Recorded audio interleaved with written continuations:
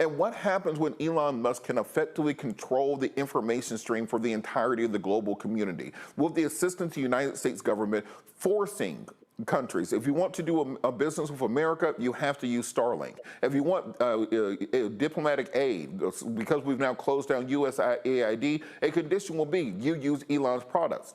And guess what? It's beyond just the Starlink system. They also want to change the governmental fleet vehicles from being things like Fords to being Teslas. How much money does that push into Wait a minute, pockets? wait a minute. Even though Donald Trump ripped apart the charging stations in federal government buildings. Exactly. Because those charging stations were under regulations that all EVs had to use them. Now with Elon Musk, now you can put in a new federal regulation that will just be using Elon Tesla charging stations. They want to use the Boring Company to build underground high-speed rail networks that will be controlled by Elon. And very little regulation. He's pretty much doing whatever the hell he wants to do out there in Las Vegas because he wants to bypass regulations. Exactly. And so then you take it a step further. The Optimus robot that he's doing now, where if you heard Lutnick, the Commerce Secretary, say we're going to bring manufacturing back to America and it will be robotic. Who the hell has a robot company? Elon. If you want to look at the Neuralink program, where it's going to be doing brain implants, so we'll be able to help people interface, guess what else that we'll be able to do? You'll use his Starlink satellites to connect to the chip that he's putting in people's brains.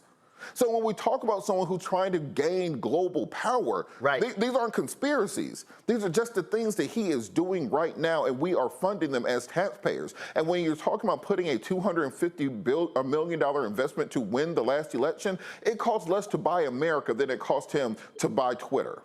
And what we see as a result of that right now from Mr. Musk is that he has wholesale gotten rid of all regulatory frameworks around his testing of Super Heavy and Starships down in Boca Chica, Texas, so much so he was able to buy the town. They voted last week to rename Boca Chica Starbase, Texas, because that's now Elon's own personal city.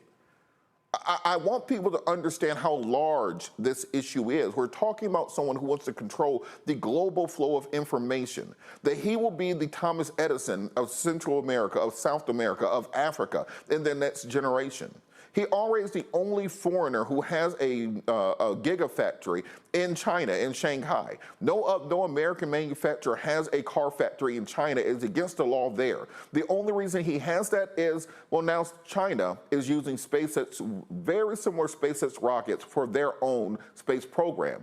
He does not pay attention to global lines. He does not have to follow global regulation. The new Republican budget cuts 25% of NASA funding. What happens when NASA can't afford to send their own rockets into space? They have to rent rides on his own rockets to go into space. So we will now be dependent on Elon for our entire national space programs.